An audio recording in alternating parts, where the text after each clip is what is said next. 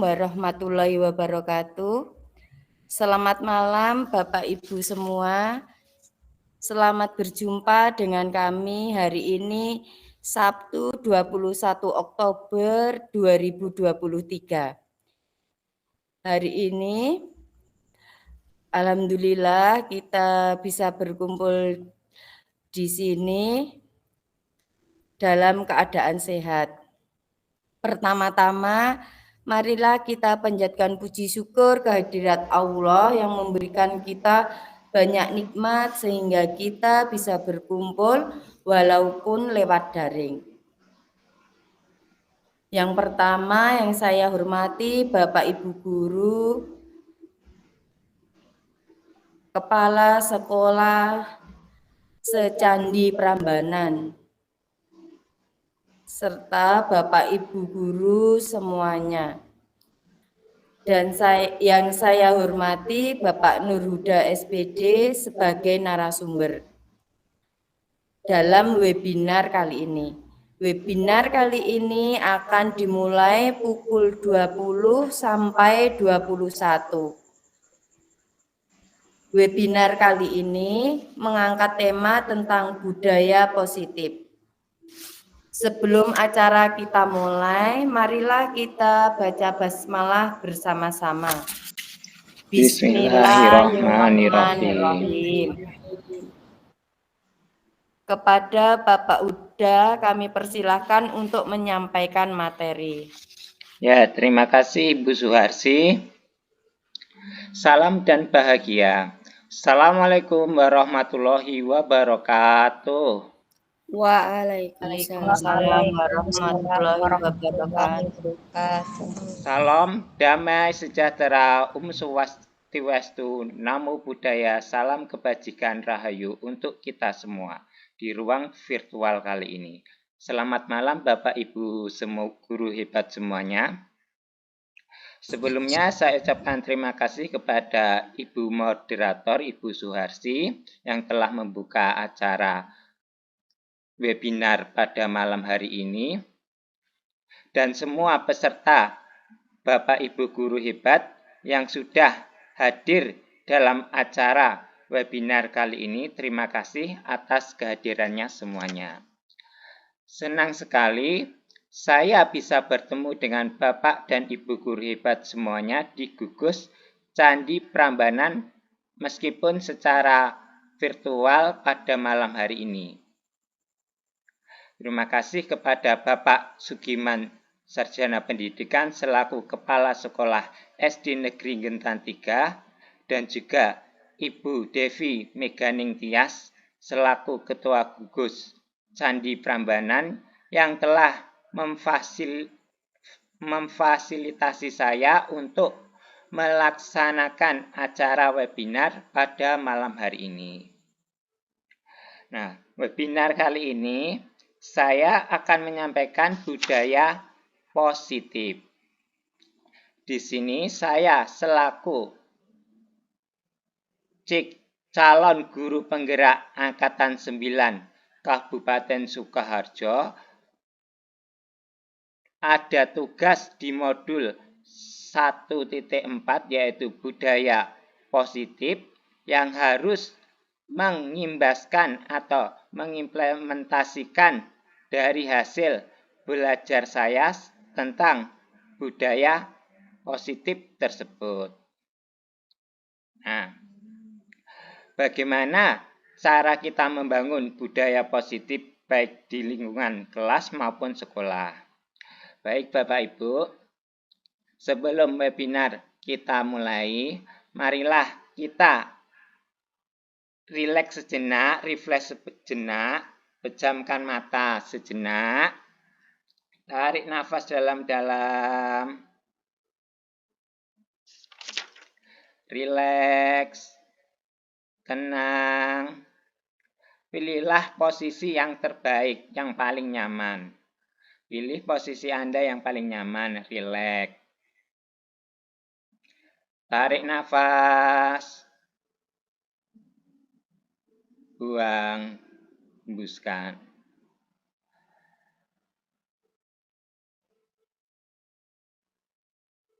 Silahkan dibuka matanya pelan-pelan. Ya, terima kasih. Bagaimana Bapak Ibu sudah merasa lebih rileks, lebih refresh? Ya, terima kasih. Nah, kali ini saya akan membawakan modul 1.4 yaitu tentang budaya positif guna memenuhi tugas aksi nyata saya. Izin share screen ya Bapak Ibu.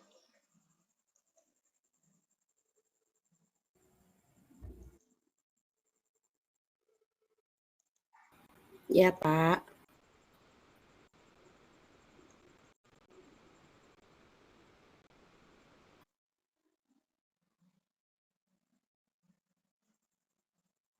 Sampun sudah kelihatan? Ya, terima kasih.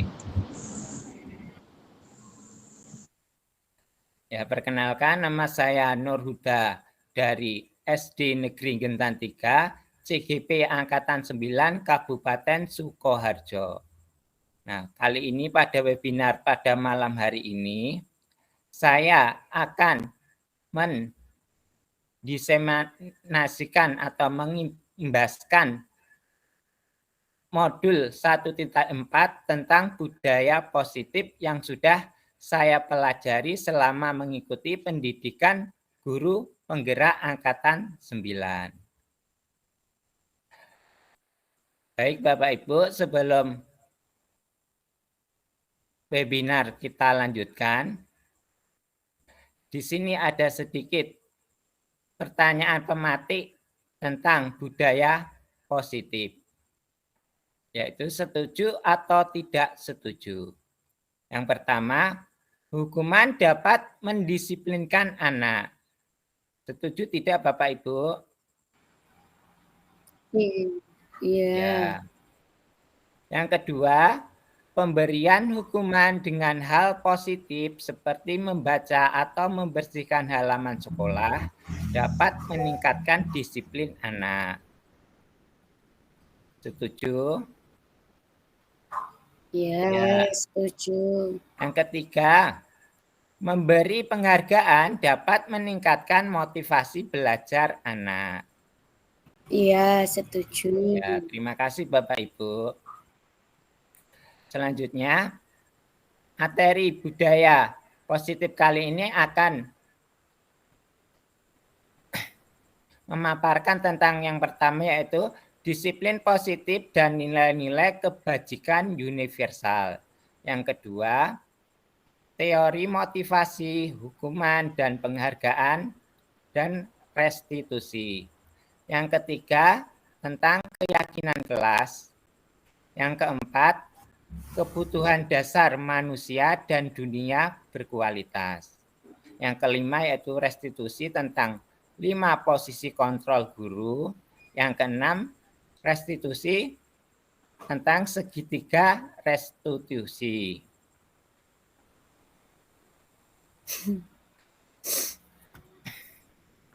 Menginjak materi yang pertama yaitu disiplin positif dan nilai-nilai kebajikan universal. Perubahan paradigma teori kontrol atau teori pilihan, yaitu ilusi kontrol. Yang pertama, ilusi guru mengontrol murid.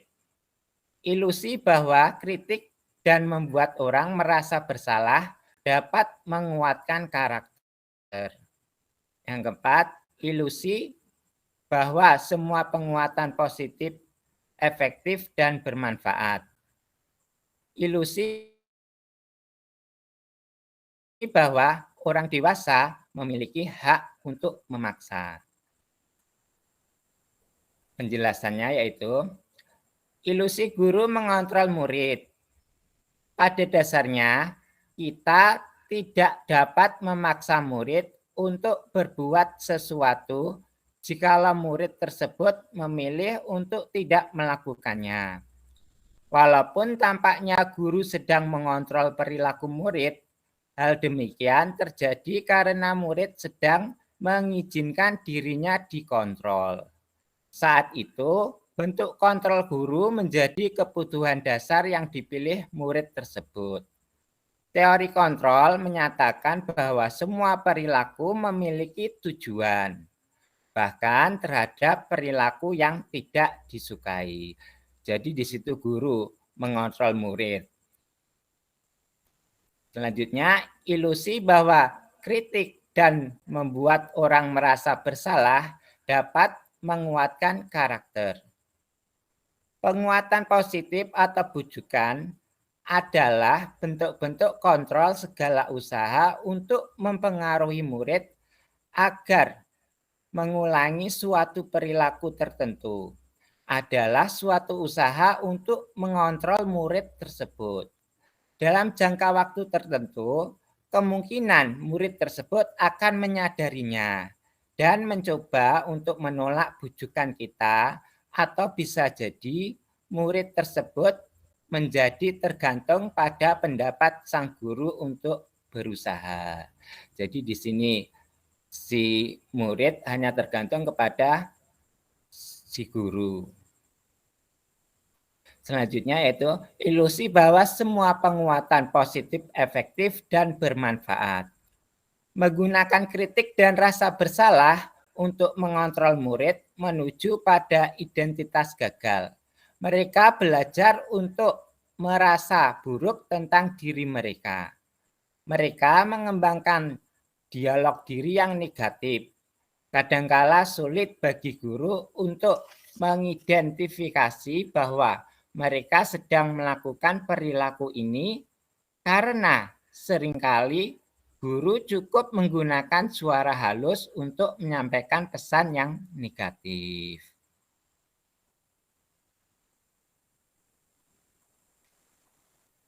Selanjutnya, ilusi bahwa orang dewasa memiliki hak untuk memaksa. Banyak orang dewasa yang percaya bahwa mereka memiliki tanggung jawab untuk membuat murid-murid berbuat hal-hal tertentu. Apapun yang dilakukan dapat diterima.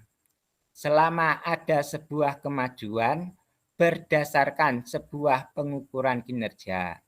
Pada saat itu pula, orang dewasa akan menyadari bahwa perilaku Memaksa tidak akan efektif untuk jangka waktu yang panjang, dan sebuah hubungan permusuhan akan terbentuk. Jadi, di sini ilusinya bahwa orang dewasa itu memiliki hak untuk memaksa. Jadi, sementang-mentang sebagai orang yang dewasa, di situ dia berhak untuk memaksakan kehendak, sehingga anak didik kita nanti akan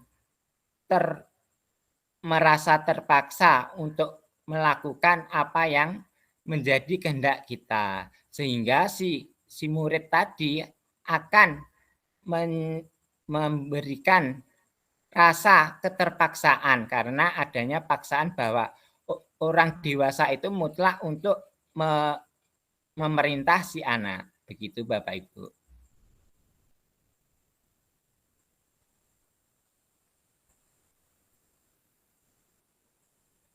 Selanjutnya, perubahan paradigma stimulus respon, teori kontrol atau teori pilihan. Siapa sesungguhnya yang memiliki kontrol? Nah, pada stimulus respon yaitu realitas atau kebutuhan kita sama, tetapi di teori kontrol realitas atau kebutuhan kita berbeda. Jadi kebutuhan manusia itu berbeda-beda. Semua orang melihat hal yang sama, tapi teori kontrolnya setiap orang memiliki gambaran yang berbeda. Jadi gambaran setiap orang itu berbeda-beda. Mohon maaf Bapak Ibu. Kita mencoba mengubah orang agar berpandangan sama dengan kita.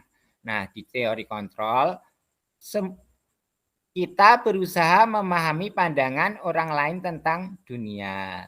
Jadi di sini pandangan kita itu memang berbeda ya. Jadi antara satu orang dengan yang lainnya itu tidak sama tentang pandangan.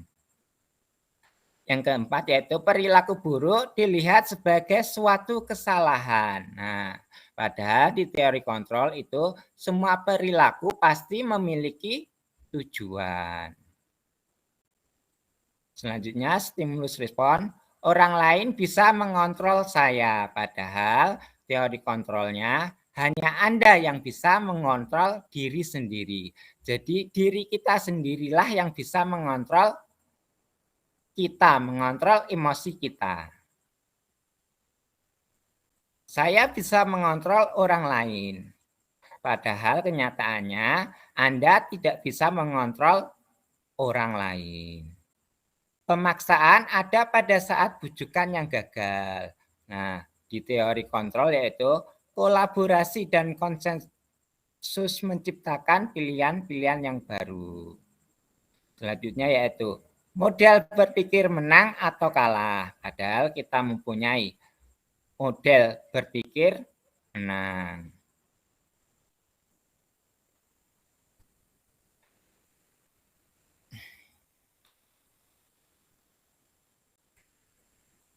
Selanjutnya kita akan membahas tentang disiplin. Nah, di sini apa sih sebenarnya disiplin itu? Nah, disiplin berasal dari bahasa Latin, yaitu disciplina yang artinya belajar. Mana asal kata ini berkonotasi dengan disiplin diri dari murid-murid Sokrates dan Plato. Disiplin diri membuat orang menggali potensinya menuju sebuah tujuan, apa yang dia hargai. Namun, dalam budaya kita, makna kata disiplin telah berubah menjadi sesuatu yang dilakukan seseorang pada orang lain untuk mendapatkan kepatuhan.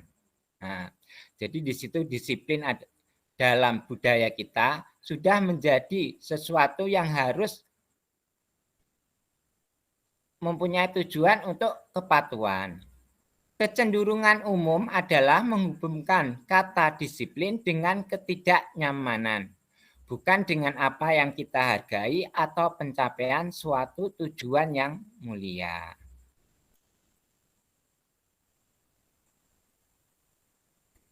Nilai-nilai kebajikan universal. Nilai-nilai kebajikan adalah sifat-sifat positif manusia yang merupakan tujuan mulia yang ingin dicapai setiap individu. Nilai-nilai tersebut bersifat universal atau umum dan lintas bahasa, baik suku bangsa, agama, maupun latar belakang. Nah, setiap perilaku atau perbuatan pasti memiliki suatu tujuan. Kutipan dari Dr. William Glasser pada teori kontrol tahun 1984.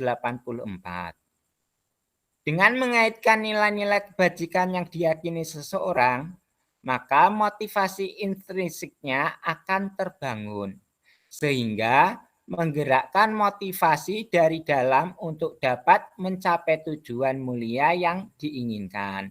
Kutipan dari Dian Gosen tahun 1998. Selanjutnya yaitu nilai-nilai kebajikan yang ingin dicapai oleh setiap anak Indonesia kita kenal dengan profil pelajar Pancasila.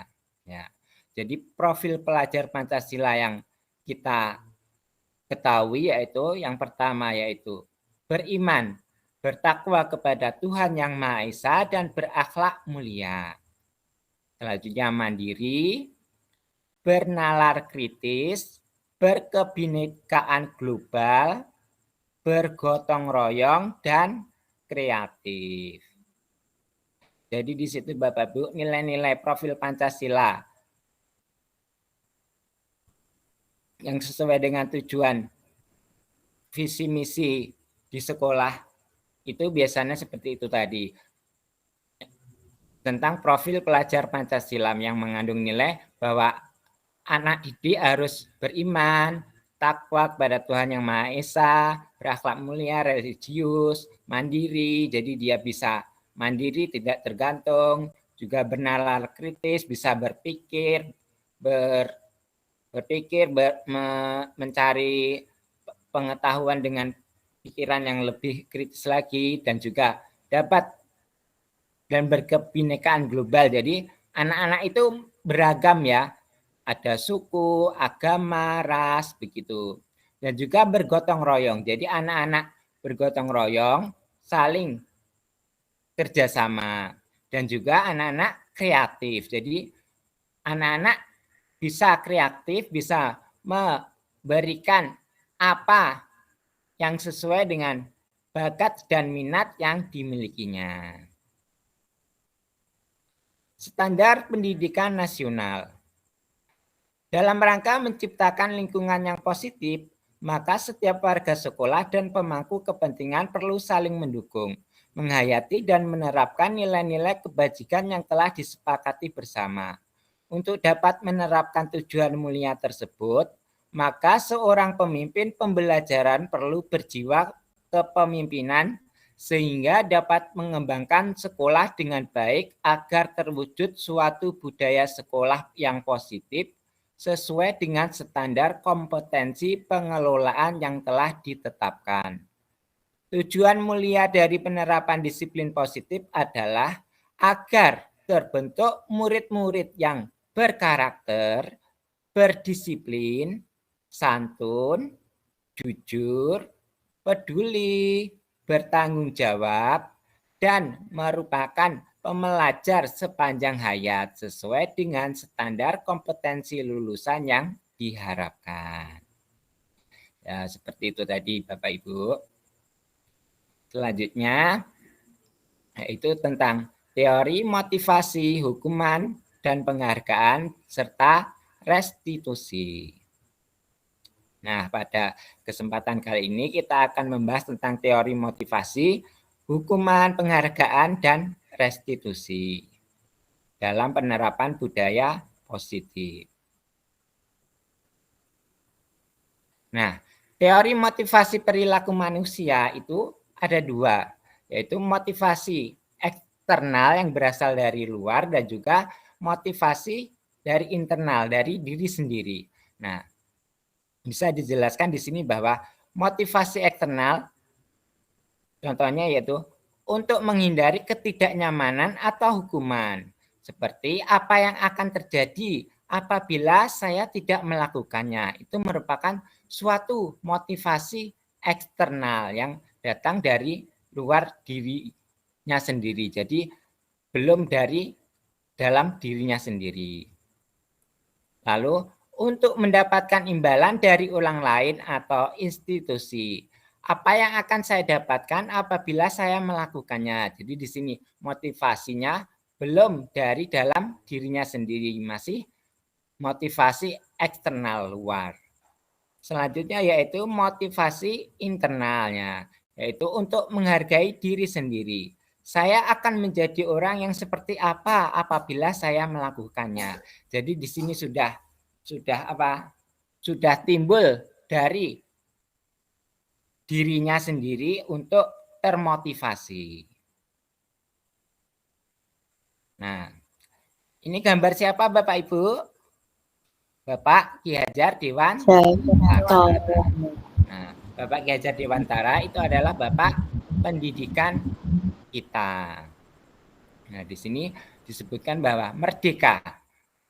Merdeka itu artinya tidak hanya terlepas dari perintah, akan tetapi juga cakap buat memerintah diri sendiri. Nah, kutipan dari Bapak pendidikan kita Ki Hajar Dewantara, Pemikiran, Konsepsi, Keteladanan, Sikap Merdeka, buku cetakan kelima, tahun 2013, halaman 469. Jadi di situ bahwa merdeka itu artinya terlepas dari perintah, kita bebas merdeka. Artinya merdeka terbebas itu, terlepas dari perintah. Jadi kita bisa memerintah diri sendiri, merdeka dengan kebebasan tersebut. Selanjutnya yaitu hukuman dan penghargaan. Dalam menjalankan peraturan atau keyakinan kelas atau sekolah, bila mana ada suatu pelanggaran, tentunya harus terjadi. Untuk itu, kita perlu meninjau ulang tindakan penegakan peraturan atau keyakinan kelas atau sekolah kita selama ini yang sudah kita sepakati. Tindakan terhadap suatu pelanggaran pada umumnya berbentuk hukuman atau konsekuensi. Dalam modul ini akan diperkenalkan program disiplin positif yang dinamakan tentang restitusi. Jadi restitusi adalah proses menciptakan kondisi bagi murid untuk memperbaiki kesalahan mereka, sehingga mereka bisa kembali pada kelompok mereka dengan karakter yang lebih kuat.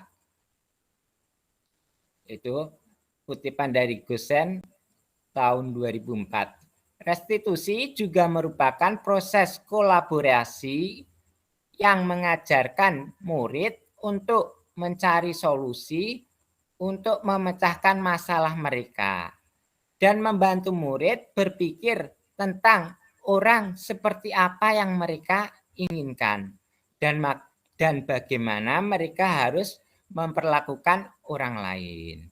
Jadi restitusi adalah kondisi untuk memperbaiki kesalahan yang telah mereka berbuat. Jadi di situ solusinya. Nah, di sini perbedaan hukuman dan konsekuensi. Hukuman, sesuatu yang menyakitkan harus terjadi. Jadi apabila anak menerima hukuman, itu pasti dia akan merasa sakit, akan merasa terpaksa karena kesalahan itu tadi. Tapi kalau kita menerapkan konsekuensi bahwa sesuatu itu harus terjadi, maka harus tahu apa nanti ke depannya yang harus anak tersebut lakukan atau solusinya bagaimana. Nah, hukuman membuat anak sakit, baik itu fisik maupun hati untuk jangka waktu yang lama. Jadi di situ hukuman menimbulkan bekas luka yang mendalam bagi anak-anak. Jadi akan dikenang terus oleh anak-anak. Sedangkan konsekuensi yaitu akan membuat anak merasa tidak nyaman dalam jangka waktu yang pendek, sehingga anak nanti bisa mencari bagaimana dia memberikan solusi atas tindakan kesalahan yang sudah dia perbuat. Hukuman, anak akan membenci kedisiplinan karena anak telah melanggar suatu aturan sehingga diberikan hukuman, maka rata-rata anak akan selalu membenci kedisiplinan dengan melanggar peraturan-peraturan tersebut karena dia akan merasa terhukumi, dihakimi. Sedangkan di konsekuensi anak akan menghargai kedisiplinan. Nah, hukuman itu sifatnya paksaan, sedangkan konsekuensi itu berstimulus atau bertanggapan ada solusinya.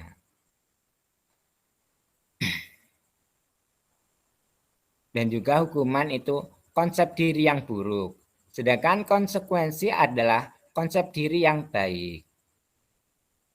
Dan juga hukuman anak akan belajar untuk menyembunyikan kesalahan. Nah, jadi apabila nanti anak akan menerima hukuman, biasanya di situ anak-anak akan belajar berbohong, menyembunyikan kesalahan yang telah mereka perbuat.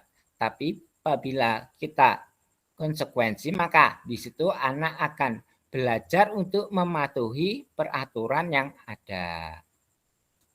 Sedangkan hukuman akan menimbulkan rasa marah, rasa bersalah, dipermalukan, merasa tidak dihargai. Sedangkan dengan kita menerapkan konsekuensi, maka anak akan dibuat tidak nyaman untuk sementara waktu, sehingga nanti anak akan berpikir bagaimana cara solusinya agar dia bisa memperbaiki kesalahan tersebut.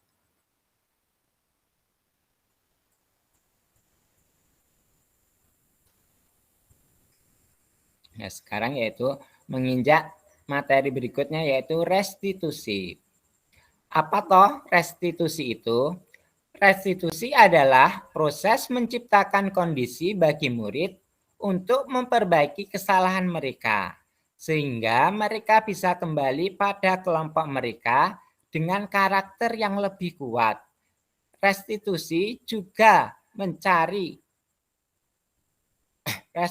juga merupakan proses kolaboratif yang mengajarkan murid untuk mencari solusi untuk masalah mereka. Jadi dengan restitusi di situ anak nanti bisa berkembang, bisa mencari apa solusi dari tindakan yang telah mereka timbulkan atau masalah yang mereka timbulkan. Dan membantu murid berpikir tentang orang seperti apa yang mereka inginkan. Itu menjadi suatu tujuan yang mulia. Dan juga bagaimana mereka harus memperlakukan orang lain. Jadi dengan adanya restitusi itu tadi, anak-anak bisa lebih mengetahui kesalahan yang ada pada dirinya, lalu dia juga bisa akan mencari bagaimana solusi dalam memberikan pemecahan masalah tersebut. Nah, adapun ciri-ciri dari restitusi yaitu yang pertama, bukan untuk menebus kesalahan, namun untuk belajar dari kesalahan. Jadi di sini restitusi adalah bukan untuk menebus kesalahan, tapi di situ untuk belajar dari kesalahan. Oh, jadi anak tahu bahwa dia salah dalam melakukan tindakan itu, sehingga dia bisa bagaimana caranya nanti menebus kesalahan yang telah dia lakukan. Dan juga ciri-cirinya yaitu bisa memperbaiki hubungan. Jadi masalah yang sudah ditimbulkan tadi, jika kita selesaikan secara restitusi, maka hubungannya akan menjadi lebih baik lagi.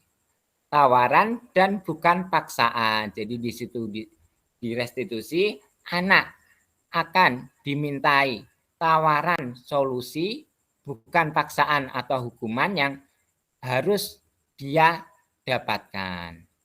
Restitusi menuntun untuk melihat ke dalam dirinya. Jadi apa sih sebenarnya yang ada pada dirinya itu? Restitusi mencari kebutuhan dasar yang mendasari tindakan. Restitusi diri adalah cara yang paling baik. Nah, restitusi fokus pada karakter bukan tindakan. Restitusi juga berfokus pada solusi. Jadi di situ restitusi akan mencarikan solusi dari apa tindakan kesalahan yang sudah mereka perbuat. Nah, restitusi juga akan mengembalikan murid yang berbuat salah pada kelompoknya. Menginjak materi berikutnya yaitu tentang keyakinan kelas. Mengapa tidak peraturan saja? Mengapa harus keyakinan kelas? Nah, mengapa kita memiliki peraturan harus menggunakan helm bila mengendarai kendaraan roda 2? Berarti kan kalau kita berkendara harus mematuhi aturan lalu lintas, memakai helm,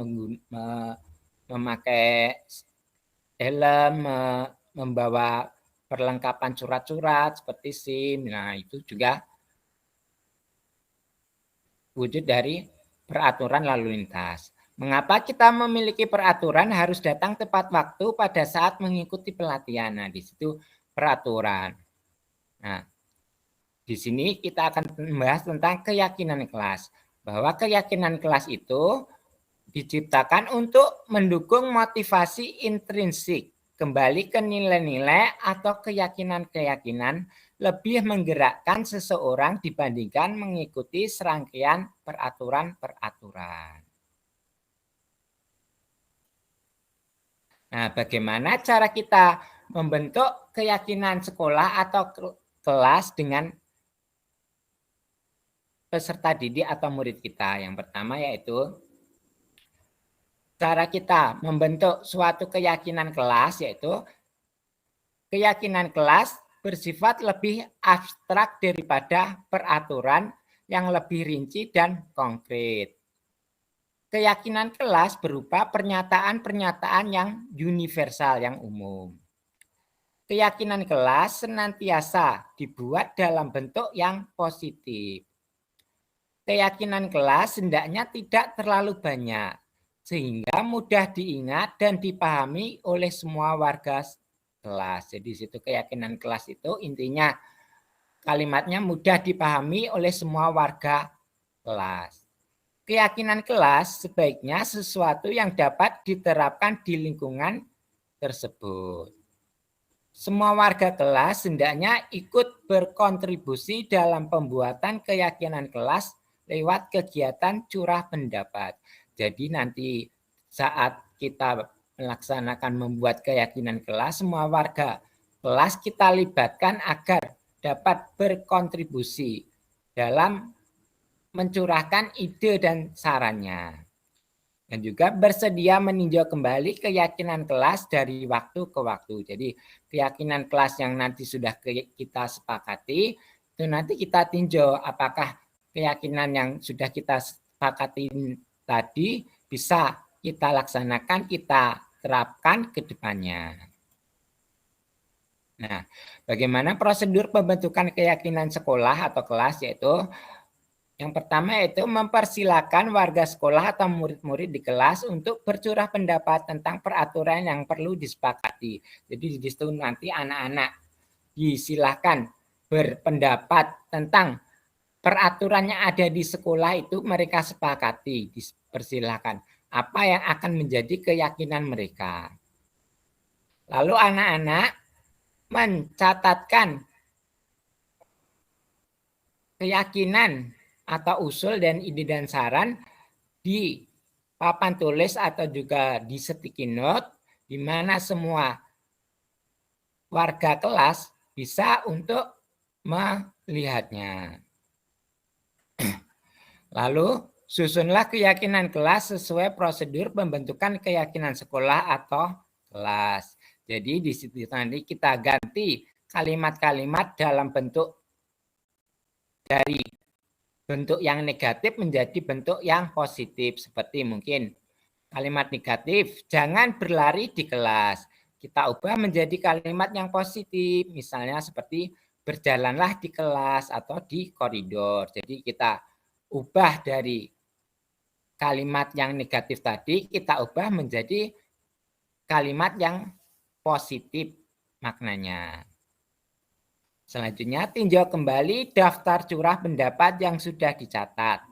Mungkin akan mendapatkan pernyataan yang tertulis di sana masih banyak yang berupa peraturan-peraturan. Jadi mungkin di situ masih peraturan-peraturan yang belum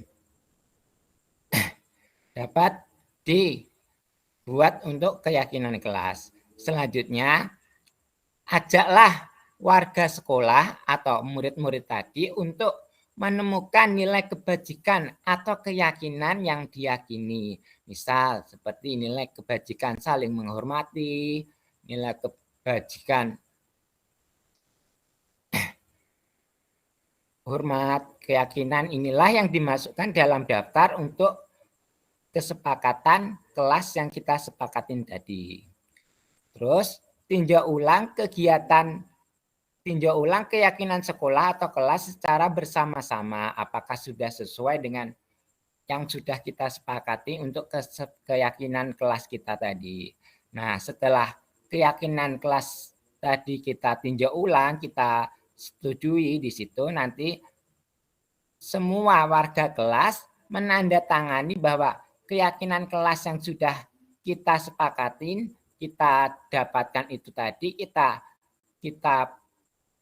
cetak ulang, kita print out, kita tempelkan di dinding. Nah, di situ nanti semua murid-murid atau warga kelas menandatangani, menyepakati kesepakatan kelas tersebut. Sehingga apabila suatu saat ada anak didik atau murid kita yang melanggar kesepakatan, bisa kita jelaskan kembali, oh bahwa kita sudah mempunyai keyakinan kelas yang sudah kita sepakatin bersama, yang sudah kita tanda tanganin secara bersama-sama. Nah, budaya positif itu tercipta dari lingkungan yang positif. Nah, lingkungan yang positif itu akan tercipta dari keyakinan kelas, sedangkan keyakinan kelas akan terbentuk dari peraturan kelas.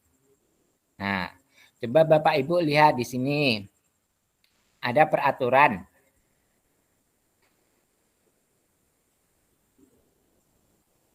Coba Bapak Ibu baca. Selalu kembalikan buku ke tempatnya. Nah, dari peraturan-peraturan ini nanti bisa kita kerucutkan ke dalam keyakinan kelas. Nah,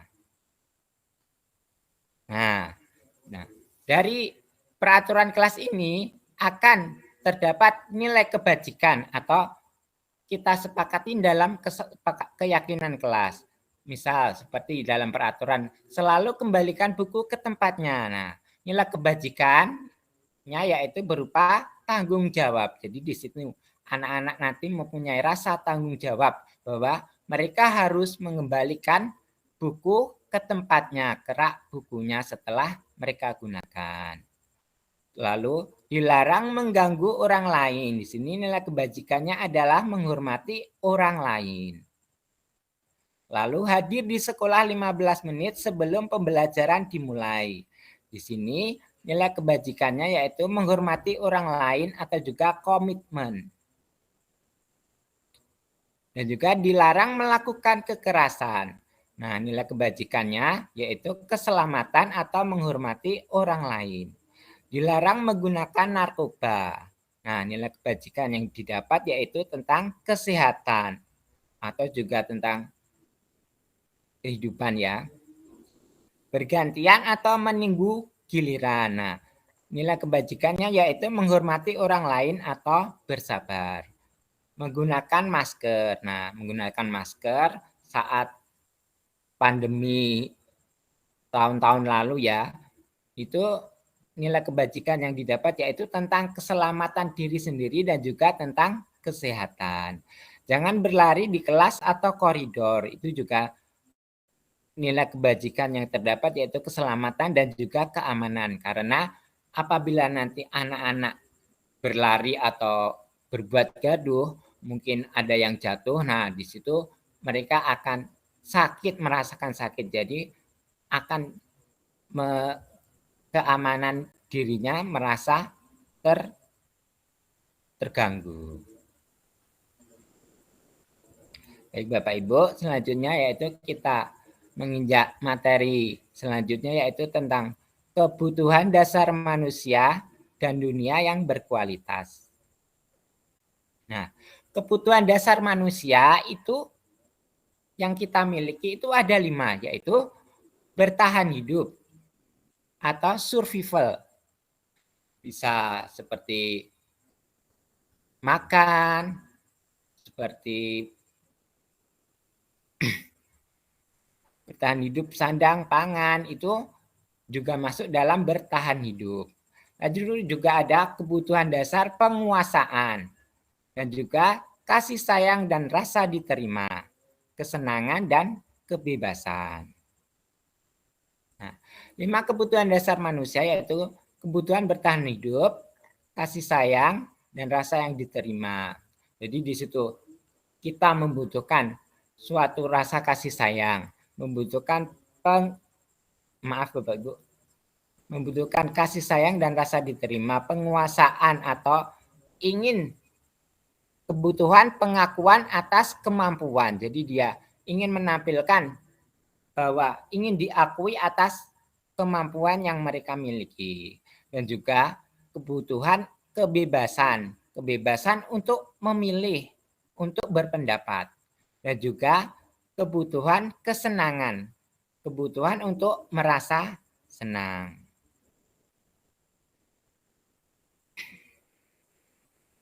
Selanjutnya yaitu restitusi.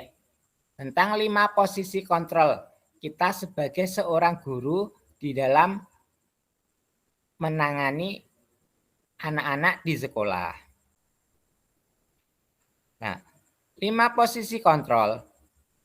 Menurut Diana Gosen dalam bukunya yaitu Restructuring School Discipline tahun 1998 mengemukakan bahwa guru perlu meninjau kembali penerapan disiplin di dalam ruang-ruang kelas mereka. Apakah telah efektif, apakah berpusat, memerdekakan, dan memandirikan murid?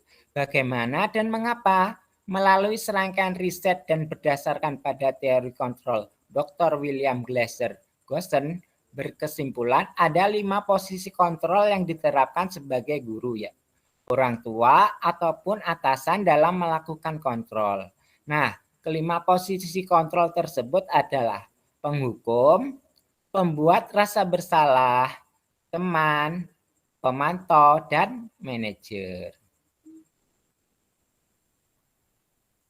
Nah, posisi kontrol sebagai penghukum yaitu bahwa seorang penghukum bisa menggunakan hukuman fisik maupun verbal. Orang-orang yang menjalankan posisi penghukum senantiasa mengatakan bahwa sekolah memerlukan sistem atau alat yang dapat lebih menekankan murid-murid lebih dalam lagi. Jadi ciri-cirinya seorang guru yang posisi sebagai penghukum itu biasanya mereka itu mempunyai suatu sifat yang keras.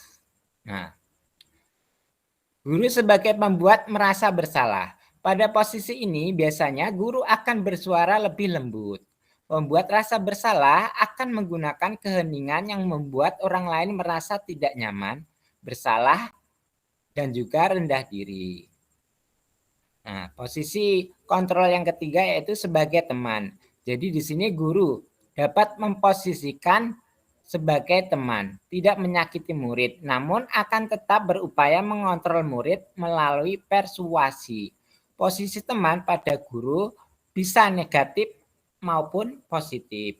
Positif di sini bisa hubungan yang baik terjalin antara guru dan murid. Nah, posisi guru sebagai teman itu juga akan mempengaruhi seseorang.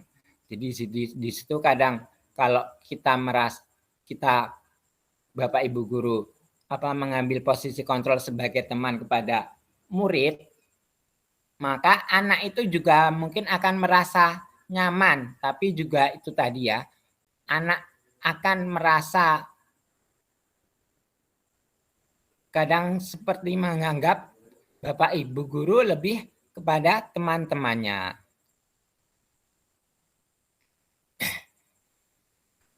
Selanjutnya yaitu posisi kontrol guru, yaitu sebagai pemantau. Di sini memantau berarti mengawasi. Pada saat kita mengawasi, kita bertanggung jawab atas perilaku orang-orang yang kita awasi. Posisi pemantau berdasarkan pada peraturan-peraturan. Dan juga posisi kontrol yang kelima yaitu sebagai posisi manajer, posisi yang terakhir. Nah, sebagai posisi kontrol sebagai manajer di sini adalah posisi di mana guru berbuat sesuatu bersama dengan murid, mempersilahkan murid bertanggung jawab dengan perilakunya, mendukung murid agar dapat menemukan solusi atas permasalahan yang dibuatnya sendiri. Seorang manajer telah memiliki keterampilan di posisi teman maupun pemantau.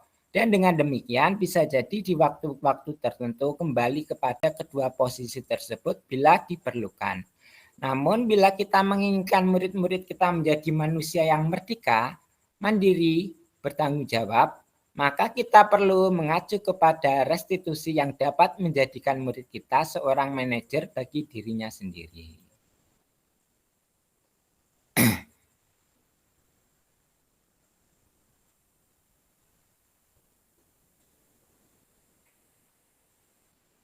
Nah, selanjutnya yaitu materi yang terakhir yaitu tentang segitiga restitusi.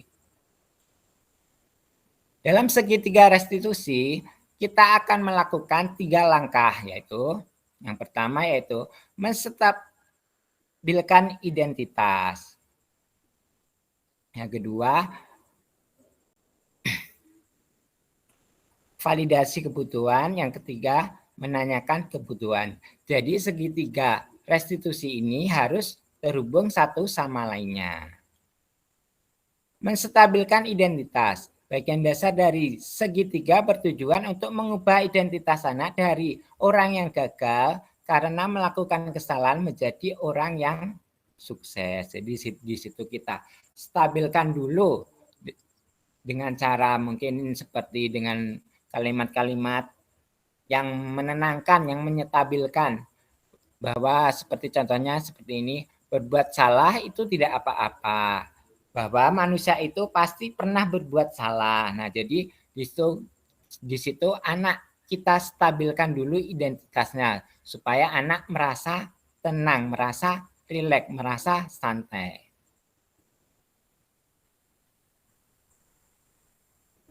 Selanjutnya setelah kita menstabilkan identitas yaitu kita melakukan validasi tindakan yang salah. Jadi kita gali apa sebenarnya kesalahan yang sudah anak-anak tadi lakukan. Nah, jadi setelah kita menenangkan kondisi, menyetabilkan itu tadi, kita cari validasi bahwa oh ternyata si anak melakukan kesalahan yang tidak sesuai dengan keyakinan kelas ataupun peraturan sekolah.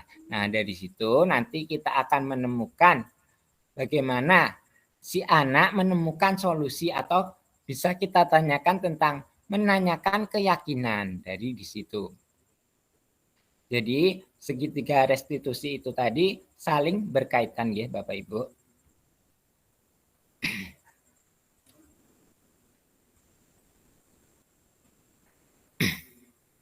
Nah, dari pemaparan tadi mungkin Bapak Ibu nanti bisa merefleksikan apa yang sudah saya sampaikan, saya utarakan dalam modul budaya positif, yaitu mungkin Bapak Ibu nanti bisa memberikan refleksi hal baru apa yang mengubah paradigma yang Bapak Ibu dapatkan. Lalu perasaan apa yang muncul setelah mengikuti sesi webinar pada malam hari ini dan juga motivasinya, serta juga peran Among seperti apa yang telah Bapak Ibu lakukan dalam mengikuti webinar kali ini, dan juga apa posisi kontrol atau among yang akan Bapak Ibu lakukan atau terapkan setelah mengikuti webinar pada kali ini. Terima kasih.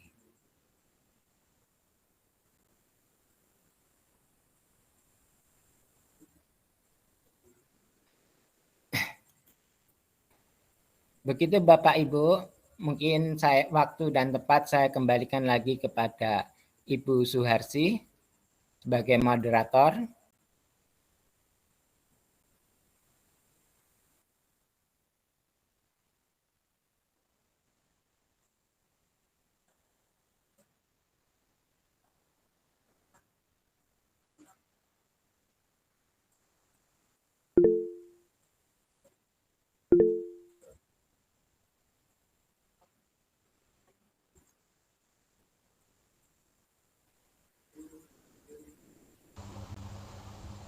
Ya Bu, terima kasih. Apakah dalam segitiga restitusi tersebut ketiga tahapan harus kita laksanakan semua? Ya, terima kasih atas pertanyaannya. Ya, jadi dalam segitiga restitusi itu ketiga tahapan tersebut harus kita laksanakan berkesinambungan ya Bu ya. Jadi segitiga itu kan bentuknya segitiga, punya sudut 3 ya. Jadi di situ ketiganya harus kita laksanakan semuanya secara berkesinambungan karena merupakan satu kesatuan sehingga akan membentuk segitiga. Jadi apabila salah satu dari tahapan itu tidak kita terapkan, maka tidak akan mewujudkan segitiga restitusi. Yaitu yang pertama kita menstabilkan identitas.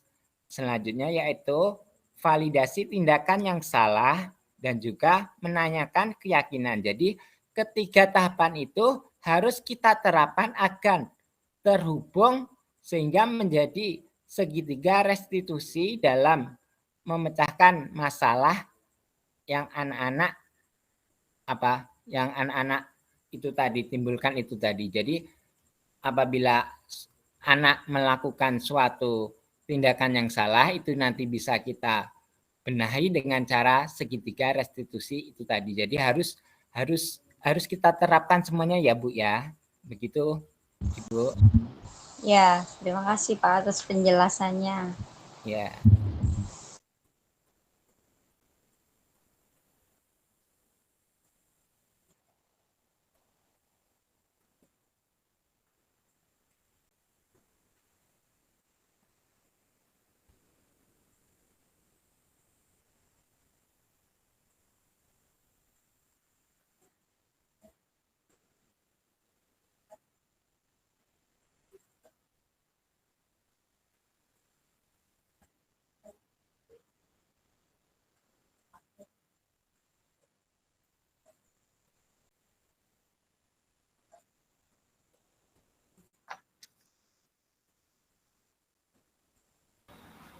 Oke. Terima kasih. Baik, saya di sini akan menyampaikan refleksi hasil pemaparan Bapak Huda malam hari ini. Sebelumnya, Assalamualaikum warahmatullahi wabarakatuh.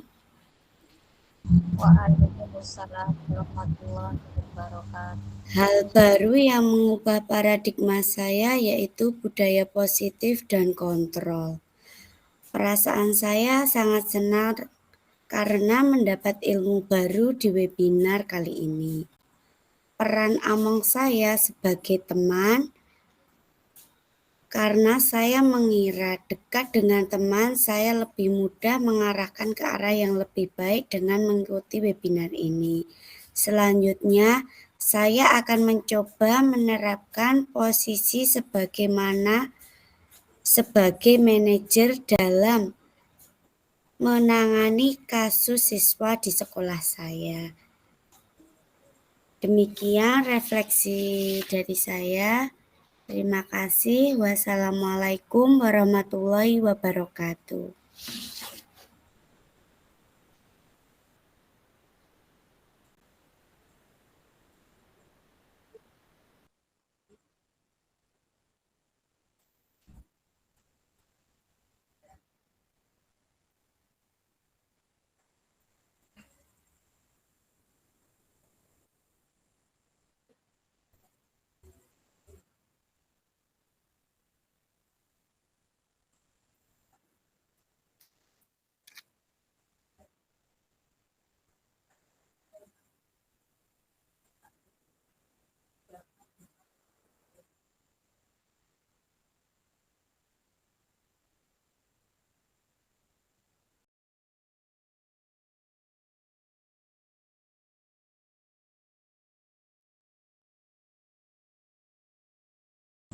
Sama-sama.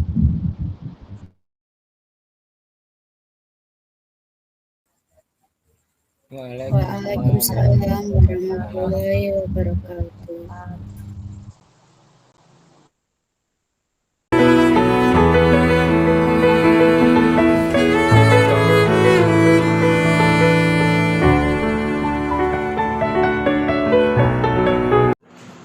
Baik anak-anak, sekarang kita akan membahas tentang keyakinan kelas PJOK. Apa? Kalian tahu tentang keyakinan kelas itu apa? Nah, keyakinan kelas adalah kita buat kesepakatan nanti saat kita berolahraga. Jadi kalian mengajukan peraturan, kita sepakati bersama-sama.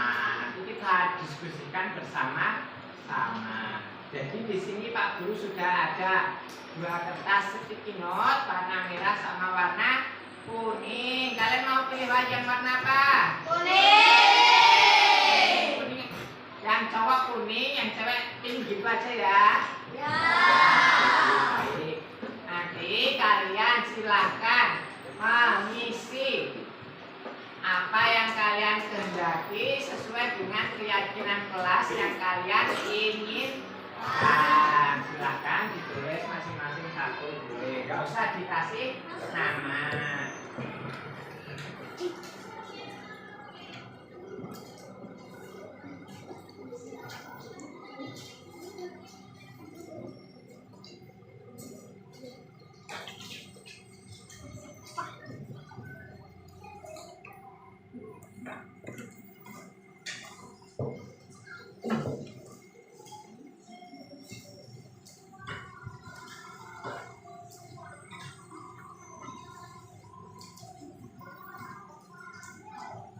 Silakan boleh menulis kalau yang sudah dapat kertas.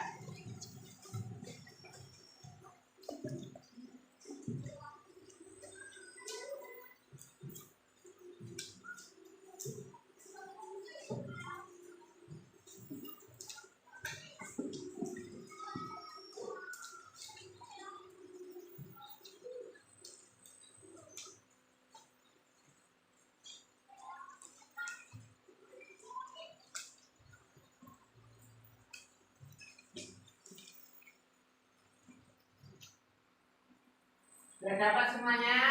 Silakan ditulis dulu sesuai apa yang kalian inginkan dengan keyakinan kelas kita yang nanti akan kita sepakati. Tulis kan? Sudah, Pak? Ya?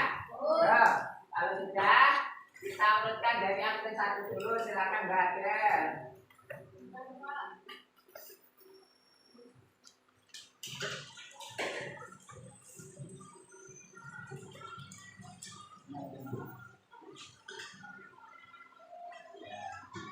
Ya, absen 2.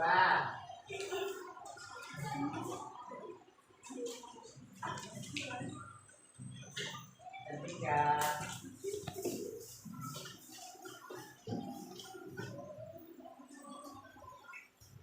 Dan 6.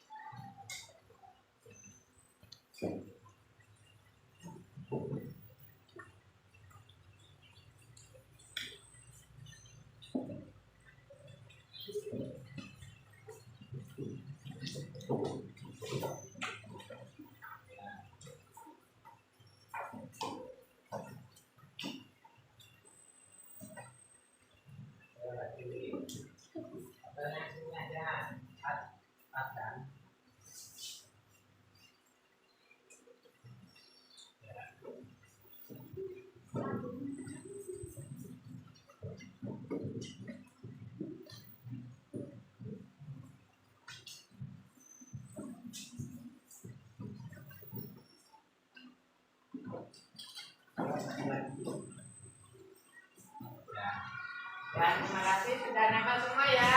Baik, sekarang kita cari kesepakatan yang sudah kalian ajukan. Kita cari yang sama, yang sesuai. Jadi kita sepakati keyakinan kelas. Tadi kan kalian sudah mengusulkan satu-satu. Sekarang kita cari mana yang paling banyak keyakinan kelas. Kita ambil berapa? 5 atau 6? 5. Oke, kita ambil 5 ya. 1, 2, 3, 4, 5. Bentar. Kak Guru mau mengelompokkan yang sekiranya ini pendapat kalian sesuai. Mengikuti tata tertib menjaga kebersihan, menghormati keberagaman, menghargai, menjaga kebersihan, menjaga kebersihan,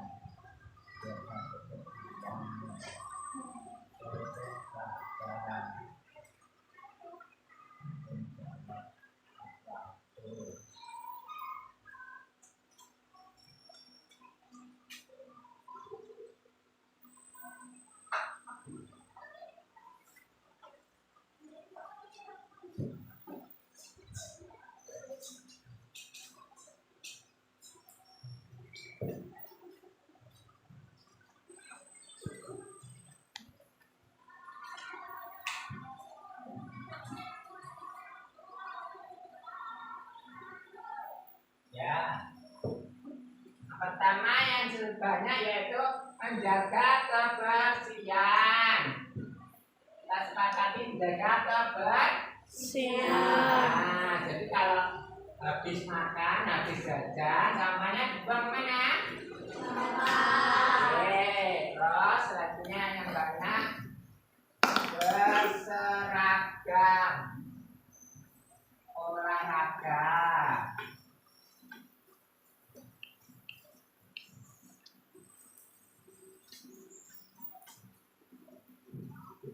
Disiplin dan tepat waktu.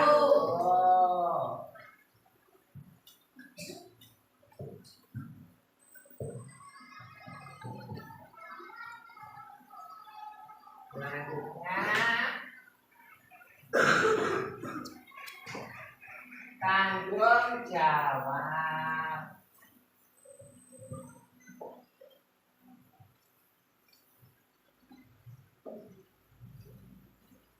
Dan menghargai atau menghormati teman saat saat berpendapat.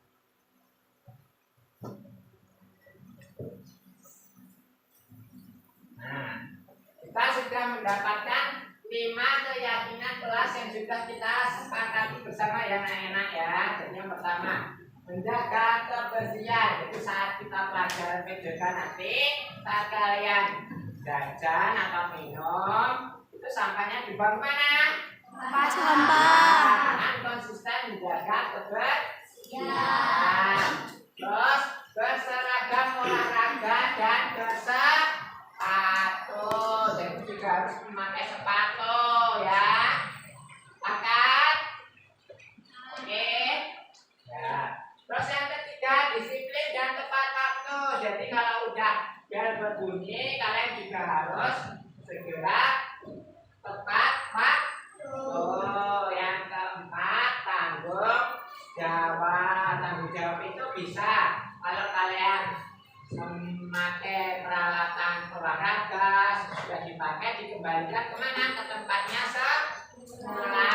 Kalau sudah memakai bola, tidak memakai apa, pukul kastik. Nanti juga kalau udah waktunya olahraga habis dikembalikan lagi ke tempat yang semula.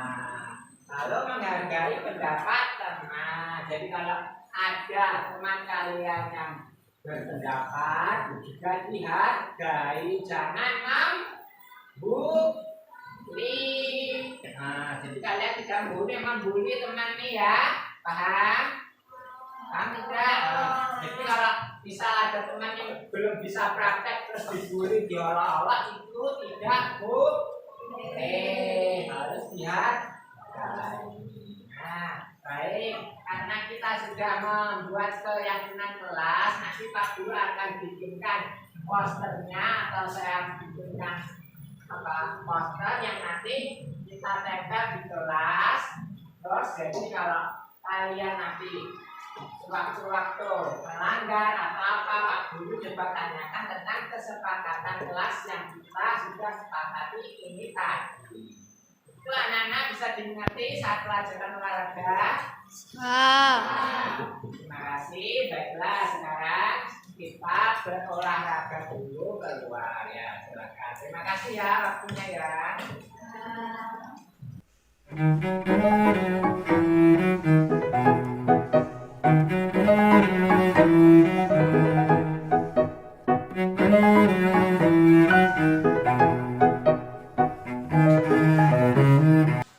Selamat siang, Pak. Ya, selamat siang. Silakan duduk, Fahri.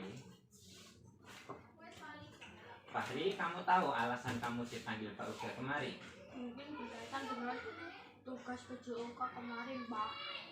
Kemarin kamu masuk kan? Iya, Pak. Tapi saya tidak mengumpulkan tugas. Fahri, semua orang pasti pernah melakukan kesalahan. Pak Uga pun juga demikian. Namun setiap kesalahan pasti ada alasannya. Coba kamu beritahu Pak Guru apa alasan kamu tidak mengerjakan tugas kemarin. Saya capek dan mengantuk, Pak. Soalnya saya main HP sampai larut malam. Akhirnya saat di sekolah saya tidur. Nah, kamu masih ingat tentang keyakinan kelas kita? Masih, Pak. Kalau kamu masih ingat, apa yang kamu lakukan sudah sesuai dengan keyakinan kelas kita belum? Belum, Pak. Kalau belum, apa yang kurang sesuai dengan tindakanmu tersebut? Tanggung jawab, Pak. Nah, berarti kamu sudah tahu kan sesuai apa keyakinan kelas kita. Kira-kira apa solusi yang kamu tawarkan untuk memperbaiki tindakan kamu yang salah tersebut?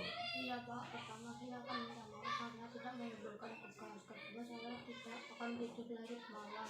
Saya akan mengerjakan tugas dan saya akan mengumpulkannya besok. Baik, Pak Guru apresiasikan atas tanggung jawabmu. Lakukan dengan baik. Selanjutnya kamu boleh istirahat kembali. Terima kasih, Pak Uta. Misi. Nah, selamat istirahat. Ya. Saya setuju karena anak jika diberi hukuman akan tertekan dan tidak mau sekolah. Dengan cara ini saya diberi kesempatan untuk memperbaiki kesalahan kita sendiri.